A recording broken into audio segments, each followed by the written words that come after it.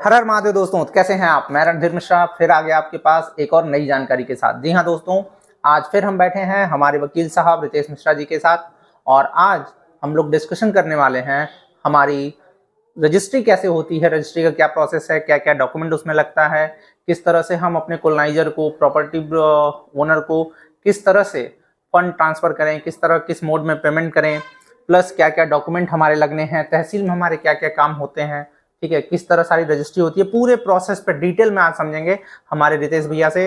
रितेश भैया, आपका हमारे वीडियो में बहुत बहुत स्वागत है। हर हर महादेव। बम बम रणदीप बोले। भाई, हमारे ऑडियंस को भी आप हर हर महादेव कहें। हर हर महादेव।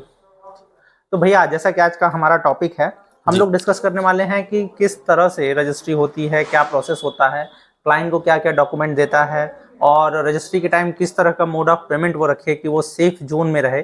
ठीक है, कुछ भी ऊपर नीचे होता है तो उसको किसी तरह की दिक्कत ना आए, सब कुछ उसका वेल सेटल्ड रहे। ठीक है, तो आप हम चाहेंगे स्टेप बाय स्टेप हमारे सभी ओनर्स को इसके बारे में बताएं। पहले रजिस्ट्री होती क्या है, क्या पर्पस होता है इसका, और उसमें स्टैम्प किस तरह से लगते हैं, ई स्टैम्प क्या है, सभी चीज़ों पे आप प्रकाश डालें। अगर कुछ हमसे मिस भी हो रहा हो तो उसको भी ज़रूर बताएं। बिल्कुल रणधीर जी, ऐसा है कि रजिस्ट्री एक ऐसी प्रक्रिया होती है जो एक आदमी से दूसरे आदमी के संपत्ति का अंतरण होता है, जिसमें लोग अपने ज़मीन को दूसरे ज़मीन को ट्रांसफ़र करते हैं और रजिस्ट्री के माध्यम से ही ये पता चलता है कि हम कैसे अपनी एक ज़मीन, जो कि हम जिसका पैसा दे रहे हैं प्रॉपर वे में, उसके मालिकाना हक के लिए एक रजिस्ट्री का व्यवस्था बनाई गई है। जी। इसमें जैसा कि आप बता रहे थे ई स्टाम्प के बारे में जानकारी के लिए, तो पहले एक प्रक्रिया चलती थी जिसमें स्टाम्प लगता था, जो कि कागज़ का लगता था। उसमें कई रुपए के स्टाम्प, जैसे 5,000, 10,000, 20,000 ऐसे स्टाम्प लगते थे। जी। उसमें 12-13 पेज होते थे। सभी स्टाम्प के मूल्य के बराबर स्टाम्प खरीदना पड़ता था। लेकिन अब ये प्रक्रिया को धीरे धीरे गवर्नमेंट ने हटाने का प्रोविजन बना लिया, हट भी गया एक तरीके से। जी। अब वो ई स्टैंपिंग की व्यवस्था हो चुकी है। जी। तो अब हम जो भी रजिस्ट्री कराते हैं वो ई स्टैम्प के माध्यम से कराते हैं, जिसमें केवल एक सर्टिफिकेट नंबर होता है। जी। और वो ई स्टैम्प इस तरह जनरली हम लोगों को मिलता है, और मिलने के बाद जैसा आप मेरे हाथ में देख रहे हैं कागज़ है ई स्टैंपिंग का। जी। और ये ई स्टैम्प ही हमें total first party second party का नाम लिखा रहता है इसमें। सबसे पहले ऊपर इसमें सर्टिफिकेट नंबर लिखा रहता है। सर्टिफिकेट नंबर के बाद इस सर्टिफिकेट इशू डेट लिखा रहता है, किस दिन हम ये सर्टिफिकेट, मतलब ये ई स्टैम्प हम ले रहे हैं, खरीद रहे हैं, किस पर्पज़ से खरीद रहे हैं, किसने परचेज किया है, उसका नाम आता है। फिर ये प्रॉपर्टी डिस्क्रिप्शन लिखा रहता है उसमें। जी। इसमें आराजी नंबर लिखा रहेगा, मौजा लिखा रहेगा, किस मौजे का है, मौजा इंस मतलब कि किस विलेज का है, दरेखू का है या परगना का लिखा रहेगा, उसकी तहसील लिखी रहेगी, और उसका लास्ट में डिस्ट्रिक्ट लिखा रहता है। और उसके बाद एक सेकेंड पार्टी का भी नाम लिख दिया जाता है कि जिससे मतलब ज़मीन हम खरीद रहे हैं। जी बताएं। ये तो स्टैम्प हो गया कि इसमें क्या क्या डिटेल होती है। अब हम बात करें कि सबसे पहले तो ये जानना होगा कि कितना, अगर हम हमारी जमीन पे कितना स्टैम्प हमको देना पड़ता है, कितने का स्टैम्प लगता है। देखिए, नियमतः ये है, मैं आपके दर्शकों को बता दूं कि गवर्नमेंट ने जो व्यवस्था बनाई है उसका हमें अक्षरशः पालन करना चाहिए। इससे गवर्नमेंट को रेवेन्यू भी जाएगा, क्योंकि एक स्टाम्प जो प्रक्रिया होती है, जी। ये स्टाम्प हम जो खरीदते हैं वो कहीं ना कहीं गवर्नमेंट को एक तरीके से कोई संपत्ति खरीदने के मूल्य में उनको एक टैक्स चुकाते हैं। जी। इसमें जनरली मान के चलिए कोई पुरुष के नाम से अगर कोई रजिस्ट्री होती है जी। तो उसका 7% का स्टाम्प लगता है। कोई महिला के नाम से होता है तो 1% का छूट मिल जाता है। जी। और हम, मेरा विचार तो ये है कि जनरली जो हम लोग करते हैं, और मैं आशा करता हूँ कि आपके दर्शक या आने वाले सभी लोग जो भी हों, पूरे देशवासी यही करें कि गवर्नमेंट से किसी प्रकार की स्टाम्प को लेकर चोरी न करें। जी। उसमें उनका ही फायदा है। उसमें ये फायदा है कि हम जो पैसा दे रहे हैं नंबर 1 का, जी। वो नंबर 1 के पैसे को हम अपने यहाँ दिखाएं जी। कि हम इतनी संपत्ति, मान लीजिए किसी कॉलोनाइजर से ले रहे हैं या कोई हमको बेच रहा है, वो कितने का बेच रहा है वो बकायदे इस रजिस्ट्री पेपर में, डीड में होना चाहिए मेंशन। तो मैं आपको ये एक आइडिया दे देता हूँ कि कितना कैसे होता है। जैसे मान लीजिए कोई ज़मीन हम 20 लाख रुपए में हम खरीद रहे हैं। जी। 20 लाख में हम ज़मीन खरीद रहे हैं तो 20 लाख रुपए का हमें पूरा टोटल इसमें मेंशन करना चाहिए। जी। व्यवस्थाएं बदल चुकी हैं। 20,000 से ऊपर नगद लेन देन का प्रोविजन खत्म हो चुका है। बस हम केवल 20,000 रुपये कैश दिखा सकते हैं रजिस्ट्री में। अगर जनरली मान लीजिए 20 लाख रुपए का हमारा और फर्स्ट पार्टी और सेकंड पार्टी के बीच में लेन देन का बात हो रहा है। जी। तो 20 लाख रुपए में हम 7% अगर स्टाम्प रखते हैं तो 1,40,000 रुपए का लगभग स्टाम्प हमें लेना पड़ेगा जी। 7% के हिसाब से। 1% की रसीद कटती है रजिस्ट्री कार्यालय में। जी। तो मान के चलिए 20 लाख रुपए का अगर कोई ले रहा है कोई संपत्ति तो 20,000 रुपए का उसका लगभग रसीद कटेगा। अच्छा, ये रसीद जो कटती है वो किस पर्पस के लिए कटती है, क्या ये होता है? रसीद ये भी एक तरीके से गवर्नमेंट को फीस ही जाती है। जी। तो ये इस पे आप जब भी आप स्टाम्प लेने जाएंगे इसमें लिखे ऊपर लिखा भी रहेगा government of Uttar Pradesh Indian non judicial करके लिखा रहेगा ई स्टैम्प। जी। ये तो पूरा गवर्नमेंट को ही चला जाता है कि हम ये जो खरीदते भी हैं तो ये गवर्नमेंट से ही ले रहे हैं एक तरीके जी, से, तो ये पैसा उन्हीं को चला जाता है, ये स्टाम्प कर देते हैं। दूसरी चीज की फिर ये रजिस्ट्री की जो प्रक्रिया होती है इसमें क्या क्या डॉक्यूमेंट देखने चाहिए आपके जो ग्राहक हैं दर्शक हैं। सबसे पहले उन्हें प्रॉपर वे में, जैसे मैंने पहले ही बताया कि पहले वाले वीडियो में मैंने चर्चा भी किया था इसके विषय में कि उनको पहले संपत्ति की पूरी अच्छे से जांच कर लेनी चाहिए। बिल्कुल। जांच करने के बाद सेकंड स्टेप की जो पैसा दे रहे हैं एक नंबर के देने की कोशिश करें, सरकार से या किसी व्यवस्थाएं से ब्लैक के पछड़े में न पड़े। पैसा एक नंबर में दिए रहेंगे उनको ही फायदा है। कल की कोई गवर्नमेंट की कोई योजना आती है तो उसी सर्कल रेट के हिसाब से उनको पैसा ही पेमेंट जाएगा। सरकार से चोरी नहीं करनी चाहिए। स्टाम्प बचाने के लिए रास्ता प्रॉपर वे में दिखाना चाहिए कि जो हमें रास्ता वो दे रहे हैं, ऐसा तो नहीं कि रास्ता बचाने के लिए अरे कुछ रुपया स्टाम्प बचाने के लिए हम रास्ता ही कम दिखा दें। ये भी नहीं करना चाहिए, रास्ते को पूरा दिखाना चाहिए। अगर जितनी बाउंड्री वॉल हुई है हमें बाउंड्री वॉल दिखानी चाहिए, गेट दिखाना चाहिए। कहने मतलब उस जमीन के अंदर जो भी चीजें हैं वो सब कुछ इसमें दर्शाना चाहिए आपको। ठीक है, अब जैसे हम लोग बात कर रहे थे क्या क्या डॉक्यूमेंट स्टैम्प रजिस्ट्री के टाइम लगता है? रजिस्ट्री के टाइम डॉक्यूमेंट के देखिए जो क्रेता होते हैं मतलब जो खरीद रहे हैं जमीन, बिल्कुल, उनका एक आधार कार्ड लगता है, एक पैन कार्ड लगता है, एक फोटो लगती है, साथ में वो पैसा किस माध्यम से दिए हैं जी। वो पैसा मान के चलिए कि अगर अकाउंट के आरटीजीएस किए हैं तो वो बकायदे आरटीजीएस नंबर नोट होता है।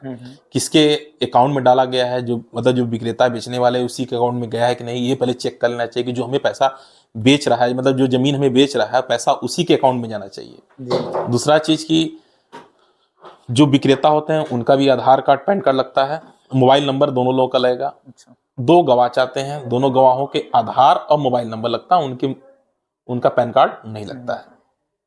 तो आधार सॉरी जो हमारे गवाह हैं ये पर्टिकुलर हम किसी को भी ले आ सकते हैं या इसका भी कोई नियम है कि यही नहीं, ऐसा कोई विशेष तो नियम नहीं है। कोई भी तो नहीं आना चाहिए या ये तो एकदम गलत है।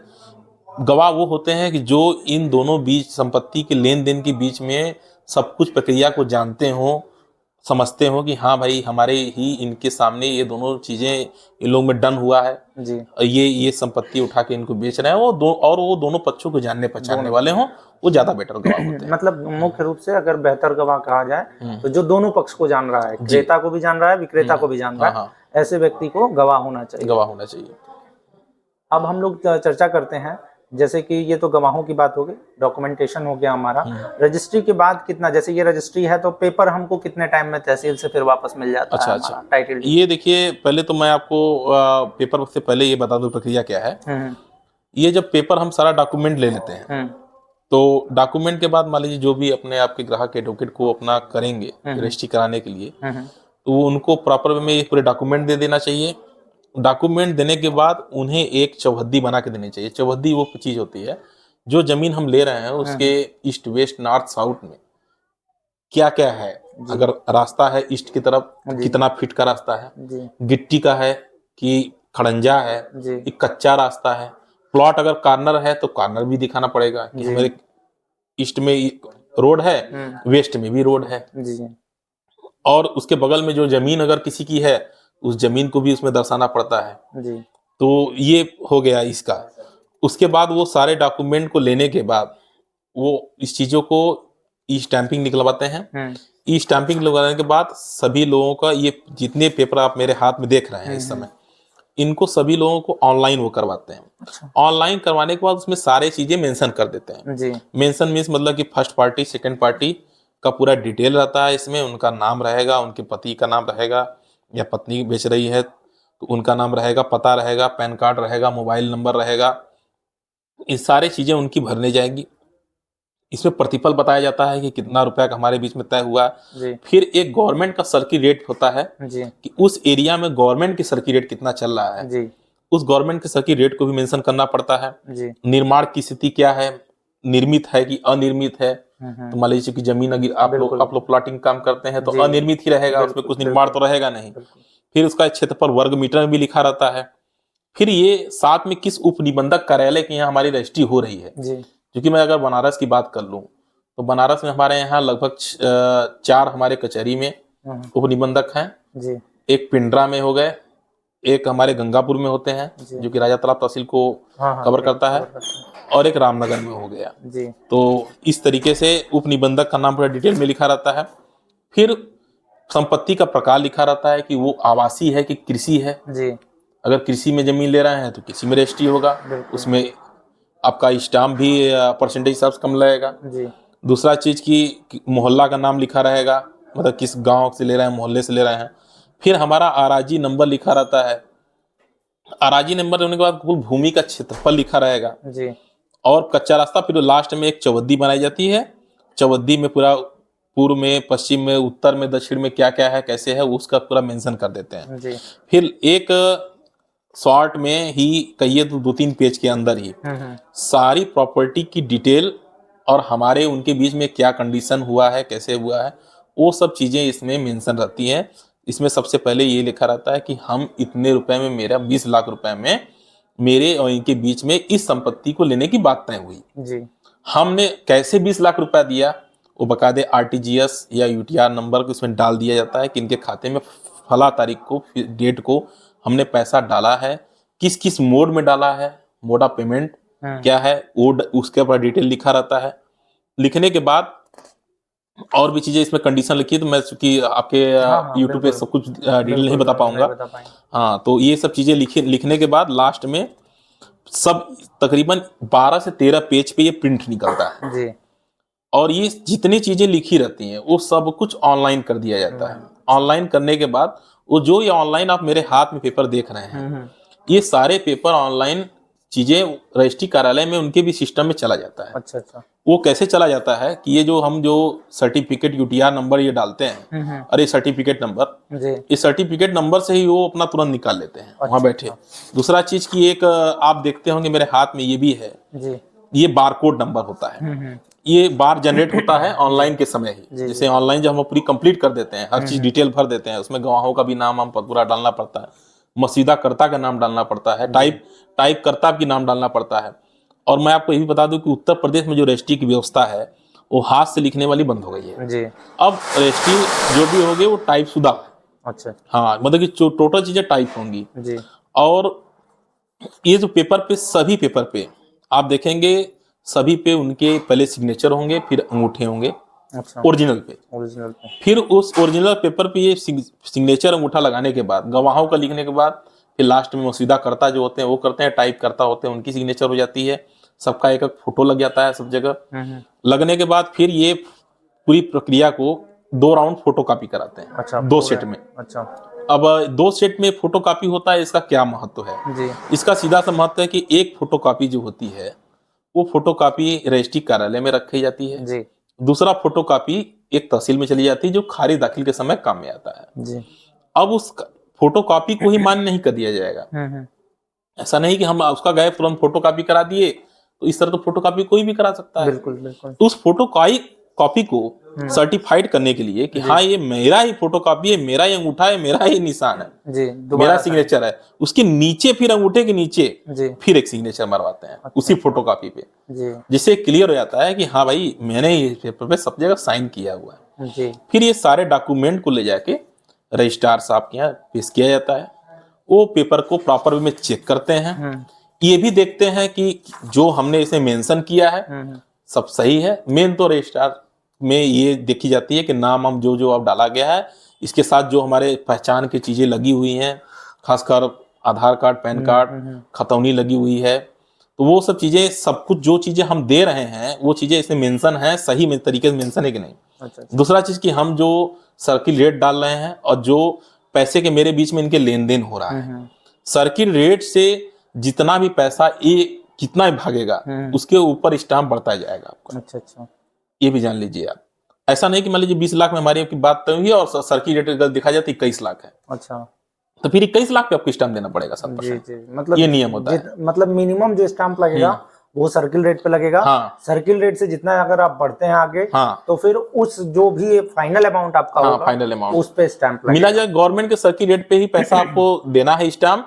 अगर गवर्नमेंट का सर्किल रेट ही मान के चलिए 15 लाख है और आपके बीच में लेन देन हो रहा है 20 लाख का, जी, तो फिर आपको 20 लाख पे देना पड़ेगा, बिल्कुल। जो मैक्सिमम रहेगा उस पे देना पड़ेगा। और इसी में अगर कंडीशन बदल लें कि अगर कहीं पे सर्किल रेट, जैसे कि अगर हम बनारस की बात करें तो रमना में सर्किल रेट अप्रॉक्स 15 लाख के आसपास है, लेकिन वहाँ जमीनें अभी भी ऐसी हैं, गड्ढे में है या गंगा जी के किनारे हैं, जहाँ आपको जमीनें 10 लाख 12 लाख में मिल जाती हैं। तो ऐसे सिचुएशन में आपको जो स्टैंप ड्यूटी देनी पड़ेगी वो 15 लाख के हिसाब से ही देनी पड़ेगी। ऐसा नहीं कि आपको 7 लाख 8 लाख में भी जमीन उपलब्ध हो जा रही है तो भी भले आप 7-8 लाख में खरीद रहे हो, सर्किल रेट जो आपका लगेगा, जो स्टैंप ड्यूटी रहेगी, जो गवर्नमेंट का सर्किल रेट 15 लाख पे ही लगने वाली है। जी फिर उसके बाद ये सारे प्रक्रिया होने के बाद वो पेपर चेक करते हैं। जी पेपर चेक करने के बाद अपने जो आपने ऑनलाइन किया हुआ, जो उनके पास पेपर है, सब कुछ सही होगा, मिलान कर लेंगे।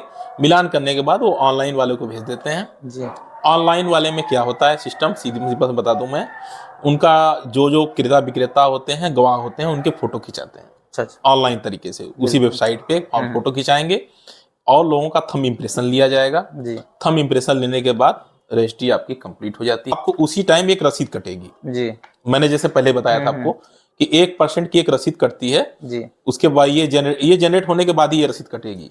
रसीद कटती है, रसीद आपको मिलेगी, ये रसीद का पैसा आपको जमा करना पड़ेगा तत्काल। जी जी वो आप ऑनलाइन भी कर सकते हैं, ऑफलाइन दोनों कर सकते हैं। आपको रसीद बकायदे वहां से मिलेगी। उस रसीद को आप उस दिन तो लेके रसीद लेके चले जाएंगे। जी फिर अगले दिन आप या आपके अधिवक्ता जी जाएंगे, इसको पेपर है रजिस्ट्री का ओरिजिनल, वो वहाँ का रजिस्ट्री कार्यालय से रिसीव कर लेते हैं। उस रिसीव करने के बाद आप जनरली देखिएगा, मैं आपको दिखा भी दूंगा, आपके चैनल पे मैं दे दूंगा, आप दिखा सकते हैं। सभी पेपर पे पीछे आगे हर जगह रजिस्ट्री कार्यालय का मुहर लगा रहता है। लास्ट में जो रजिस्ट्रार होते हैं उनके सिग्नेचर होते हैं, और एक आवेदन संख्या पीछे जनरेट हो जाता है। इसमें बही संख्या, जिल संख्या, पृष्ठ संख्या, क्रमांक संख्या, किस दिनांक को रजिस्ट्री हुई है, ये बहुत महत्वपूर्ण है, क्योंकि इसी के माध्यम से ही आप कभी भी आपका पेपर अगर खो गया तो आप इसकी सर्टिफाइड कॉपी रजिस्ट्री कार्यालय से निकलवा सकते हैं।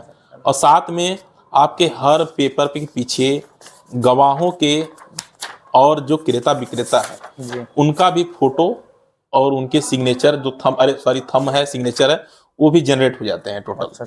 हाँ, और नेक्स्ट डे आप अपना पेपर जाके अपने अधिवक्ता के माध्यम से, अपने माध्यम से ले सकते हैं। तो दोस्तों आज हमने प्रॉपर पूरे वे में रजिस्ट्री की प्रक्रिया को समझा। अपने नेक्स्ट वीडियो में हम लोग चर्चा करेंगे दाखिल खारिज के बारे में, म्यूटेशन के बारे में, और इसी के साथ आप लोग हमें और रितेश भैया को अनुमति